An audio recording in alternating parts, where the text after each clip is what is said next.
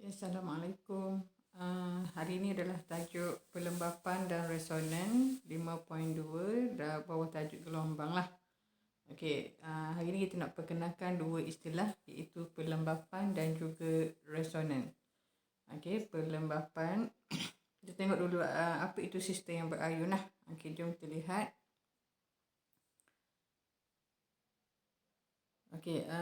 Sistem ayunan yang disesalkan kemudian dibiarkan berayun tanpa tindakan daya luar akan berayun dengan frekuensi yang dinamakan frekuensi asli. Contohnya bandu tu lah. Bila biarkan dia berayun, dia akan berayun dengan frekuensi dia lah. Frekuensi yang tu kita namakan sebagai frekuensi asli. Setiap bandu tu dia ada frekuensi masing-masing lah, dia bergantung kepada panjang bandu tersebut. Yang seterusnya kita lihat graf di tepi tu. Kalau kita perhatikan graf ni adalah graf sesaran melawan masa. Kalau kita perhatikan tu jarak puncak daripada garis keseimbangan tu, daripada tengah tu, itu kita panggil amplitude lah. Yang dilabelkan dengan A tu, A1, A2, A3 dan seterusnya. Amplitude tu kalau kita perhatikan dia semakin berkurang lah. Tinggi puncak tu semakin berkurang menunjukkan amplitude ayunan berkurang. Jadi apakah dimaksudkan dengan graf ni? Semakin bertambah masa, amplitudenya semakin berkurang. Amplitude ni mewakili tenaga lah. Kalau amplitude dia besar, maksudnya tenaga yang dimiliki dia besar. Maksudnya di sini, tenaga yang ada pada sistem yang berayun tadi semakin berkurang. Jadi ke mana tenaga itu pergi? Kita kata tenaga itu telah hilang lah. Maka kita panggil proses kehilangan tenaga ni adalah pelembapan. Pelembapan. Jom kita tengok di sini. Ayunan bandu tadi telah mengalami pelembapan luaran dan juga pelembapan dalaman lah. Ini graf tadilah.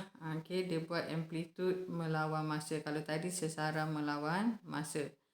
Ini graf amplitude melawan masa. Bila kita plot balik, kita akan dapat graf yang menurun macam ni lah. Amplitude semakin berkurang apabila masa semakin bertambah. Ayunan dengan amplitude yang berkurang ni dengan masa menunjukkan bahawa sistem tadi telah mengalami kehilangan tenaga secara beransur-ansur sehingga akhirnya ayunan tadi akan berhenti. Maka fenomena ini dinamakan pelembapan. Macam situasi harian awak, contohnya awak main buaian lah. Bila awak ayunkan buaian tu, pada mula-mulanya buaian tu akan bergerak dengan laju lah. Tapi sekiranya awak berhenti mengayuh, apa yang berlaku pada buaian awak? Buaian awak akan lama-lama dia akan semakin perlahan sehingga buaian awak akhirnya berhentilah, menunjukkan berlakunya fenomena pelembapan. Apa itu fenomena pelembapan? Proses kehilangan tenaga lah. Fenomena kehilangan tenaga di mana amplitudenya semakin berkurang dengan masa. Masa bertambah, amplitude semakin berkurang. Yang seterusnya kita pergi pada pelembapan luaran. Sistem ayunan akan kehilangan tenaga bagi mengatasi geseran ataupun rintangan udara. Macam tadilah bila bermain buaian tadi. Kenapa buaian awak tu semakin lama semakin perlahan? Sebab berlakunya geseran. Mungkin kaki awak tu berjuntai kena pada tanah tu lah. Jadi bila awak berayun tu, dia berlaku geseran dengan tanah. Dan juga rintangan udara. Rintangan udara juga akan menyebabkan kehilangan tenaga lah dalam suatu sistem ayunan. Kita kata tadi faktor dia ada dua lah. Pelembapan dalaman dengan pelembapan luaran. Kalau yang luaran tadi geseran dengan rintangan udara. Kalau yang dalaman ni, pelembapan dalaman, bagaimana dia boleh hilang tenaga dia kerana zarah-zarah tadi dia akan meregang, memampat lah. Bila dia zarah-zarah ni bergetar, semasa berlaku proses regangan dan mampatan ni, tenaga akan hilang.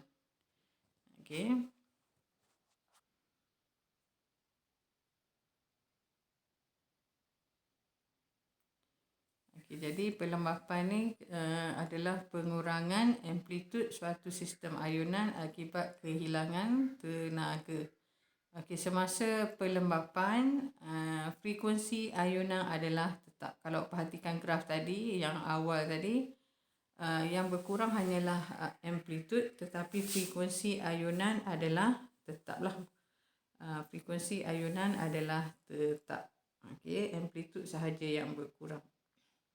Jadi bagaimana kita nak mengelakkan berlaku kehilangan tenaga lah. Berlakunya pelembapan ni.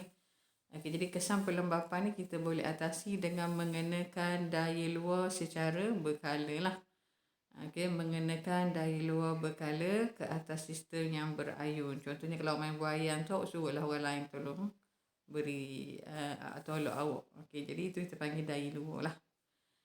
Jadi kalau ni bandul dan sebagainya ni, kita beri daya luar berkala supaya sistem tadi terus berayun. Tindakan daya luar yang berkala tadi memindahkan tenaga ke dalam sistem ayunan itu untuk menggantikan tenaga-tenaga yang hilang lah. Jadi kalau sistem ayunan tadi yang bila kita beri daya luar, maknanya dia tidak berayun dengan frekuensi asli dia lah, tapi dia mengalami ayunan paksa. Ayunan yang dikenakan daya luar ni dikatakan sedang melakukan ayunan paksa. Resonan. Resonan berlaku apabila suatu sistem ayunan dikenakan daya luar yang mempunyai frekuensi yang sama dengan frekuensi asli dia. Resonan berlaku apabila suatu sistem ayunan tadi yang dikenakan daya luar mempunyai frekuensi yang sama dengan frekuensi asli sistem ayunan tersebutlah. Maknanya kita daya yang kita berikan tadi, kita berikan pada frekuensi yang sama dengan frekuensi asli sistem ayunan tersebutlah, maka resonan akan berlaku. Jadi apa itu resonan? Jom kita tengok. Semasa resonan, sistem tadi dia akan berayun dengan frekuensi aslinya. Sistem yang berayun tadi dia akan berayun dengan amplitud yang sangat maksimum.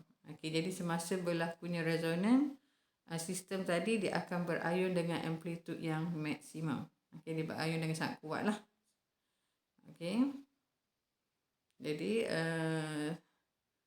itu tajuk pelembapan dan juga resonan. Nanti cikgu bagi latihan. Assalamualaikum.